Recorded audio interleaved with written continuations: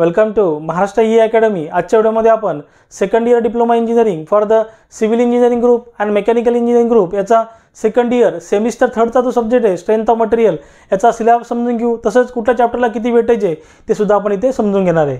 बघा, रेग्युलरचे जे विद्यार्थी आहेत फॉर द के स्कीम त्यांना मेकॅनिकल इंजिनिअरिंग ग्रुप आणि सिव्हिल इंजिनिअरिंग ग्रुप यांचा जो सब्जेक्ट आहे स्ट्रेंथ ऑफ मटेरियल त्याचा जो कोर्स कोड आहे 31330 तसेच जे वर्किंग प्रोफेशनल आहेत for the mechanical engineering group म्हणजे ज्यांनी डायरेक्ट सेकंड इयर डिप्लोमा इंजिनिअरिंगला ॲडमिशन घेतलेलं आहे ॲज अ वर्किंग प्रोफेशनल त्यांना सुद्धा हा सेम सब्जेक्ट आहे ॲज अ एफ स्कीम। त्यांना जी स्कीम आहे त्याचं नाव काय एफ स्कीम, त्यांना हा सेम सब्जेक्ट आहे strength of material for the mechanical engineering group only. त्याचा कोर्स कोड आहे 31330।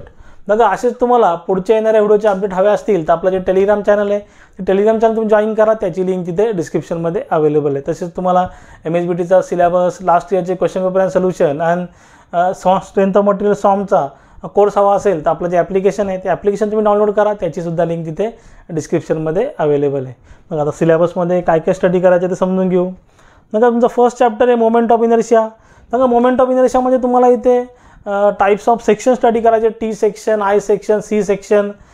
तुम्ही इंजिनिअरिंग मेकॅनिक्समध्ये किंवा अप्लाइड मेकॅनिक्समध्ये जे स्टडी केलं होतं सेंटर ऑफ ग्रॅव्हिटी त्याचा पुढचा जो पार्ट आहे तो मोमेंट ऑफ इनर्शिया, त्याचा वेटेज 12 मार्क्स। इथे आपण टी सेक्शन, सी सेक्शन तसंच स्क्वेअर सेक्शन, सर्क्युलर सेक्शन याचे न्यूमेरिकल इथे स्टडी करणार आहे। आणि हा मोस्ट इम्पॉर्टंट टॉपिक आहे कारण याचे जे सेक्शन्स आहेत तुम्हाला पुढे युटिलाइज करायचे आहेत बाकी ठिकाणी न्यूमेरिकल सॉल्व करताना। देन त्याचं weightage 12 marks. Then simple stress and strain and elastic constant.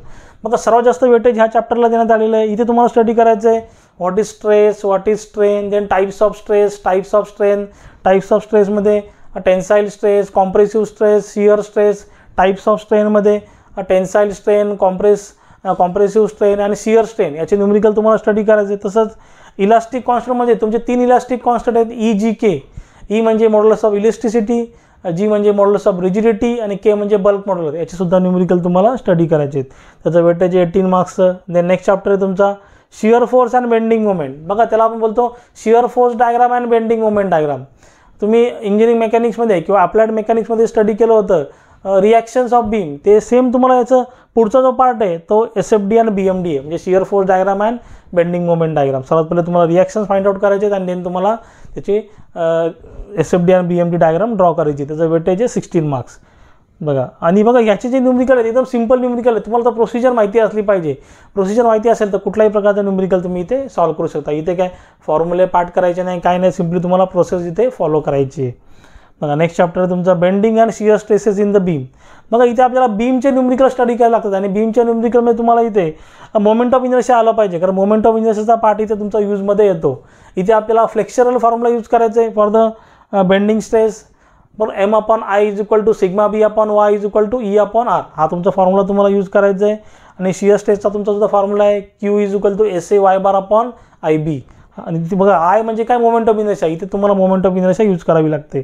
आता बीम म्हणजे काय, बीम हे हॉरिझॉन्टल स्ट्रक्चरल मेंबर आहे, त्याचे न्यूमेरिकल आपल्याला इथे सॉल्व करायचे। त्याचं वेटेज 12 मार्क्स। देन नेक्स्ट तुमचं डायरेक्ट अँड बेंडिंग स्ट्रेस। बघा, एकदम सिंपल चॅप्टर आहे डायरेक्ट अँड बेंडिंग स्ट्रेसमध्ये। आता एक्झाम्पल द्यायचं झालं तर बघा, हा व्हाईट बोर्ड आहे, व्हाईट बोर्डच्या सेंटरला जर लोड ॲक्ट झाला तर आपण त्याला बोलतो डायरेक्ट स्ट्रेस आणि सेंटरपासून थोडं ऑफसेटला ॲक्ट झाला तर इथे ॲक्ट झाला आपण त्याला बोलतो बेंडिंग स्ट्रेस। त्याची न्यूमेरिकल तुम्हाला इथे सॉल्व करायचे आणि त्याचं वेटेज इथे 12 मार्क्स। बघा, डायरेक्ट अँड बेंडिंग स्ट्रेसमध्ये मॅक्झिमम स्ट्रेस आणि मिनिमम स्ट्रेससुद्धा आपण इथे फाइंड आउट करतो। बघा, असं तुमचं टोटल वेटेज 70 मार्क्स। आणि तुम्हाला इथे बघा इथे तुमची पासिंग आहे ती कंबाईन पासिंग देण्यात आलेली आहे। बघा, तुमची पासिंग कशी असेल ते कंबाईन पासिंग असेल। बघा, 70 मार्क्सची तुमची बोर्डाची एक्झाम असेल। देन तुमची युनिट टेस्ट किंवा क्लास टेस्ट ती असेल ती 30 मार्क्सची असेल। बघा, दोघांचं मिळून तुमची इथे कंबाईन पासिंग आहे 100 आउट ऑफ तुम्हाला इथे 40 मार्क्स पाहिजेत। तुमच्या 2 क्लास टेस्ट होतील 30 मार्क्सचा, त्याचा ॲव्हरेज इथे पकडला जाईल।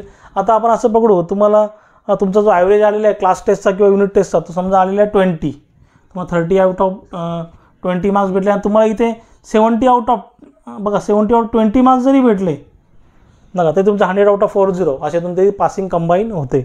समजा इथे ॲज्यूम करू तुमची इथे तुम्हाला 30 आउट ऑफ 30 भेटले बरं, तरी आणि इथे तुम्ही 10 मार्क जरी स्कोर केले तरी तुम्ही इथे पास कन्सिडर केले जाल कारण इथे तुमचं कंबाईन पासिंग आहे 70 + 30 100 आउट ऑफ तुम्हाला किती पाहिजेत 40 मार्क पाहिजेत। आता समजा एक्झाम्पल घ्या, उलटं झालं समजा इथे तुम्हाला इथे युनिट टेस्टमध्ये तुम्हाला 10 मार्क भेटले तर तुम्हाला 70 पैकी इथे 30 मार्क स्कोर करावे लागतील, असं कंबाईन पासिंग तुमचं इथे असेल। बघा, असं तुमचं कंबाईन पासिंग आहे। आणि एकदम सिंपल आहे. म्हणजे तुम्ही जर युनिट टेस्टवरती फोकस केलं, चांगला स्कोअर केला, तर तुम्हाला इथे बोर्डच्या एक्झाममध्ये ते लोड कमी होईल. कारण युनिट टेस्टमध्ये कसं आहे, तुम्हाला लिमिटेड सिलेबस असेल आणि तो जो पेपर आहे तुमचा कॉलेजमध्ये सेट होईल. युनिट टेस्टचा पेपर तुमचा कॉलेजमध्ये सेट होतो आणि बघा, आणि बोर्डची एक्झाम जी असेल तर बोर्डच्या एक्झाममध्ये सगळा सिलेबस इन्क्लूड असेल. इथे तुम्हाला ज्या 2 क्लास टेस्ट होतील किंवा युनिट टेस्ट होतील तिथे हाफ सिलेबस असेल आणि तो सुद्धा तुम्ही त्या तुमच्या टीचरने जो शिकवलेला तो कव्हर केलेला पार्ट आहे तोच तिथे तो मोस्टली विचारतील. बघा, याच्यामध्ये अजून काय डाऊट असेल तुम्ही जरूर मला कमेंटमध्ये विचारू शकता. आणि मी सांगितलेलं समजलं असेल तर चॅनलला लाईक शेअर सबस्क्राईब करा. साईडला जे बेल आयकॉन बटन आहे ते प्रेस करा, म्हणजे माझ्या पुढच्या येणाऱ्या व्हिडिओची नोटिफिकेशन तुम्हाला सर्वात पहिले भेटेल. थँक्यू.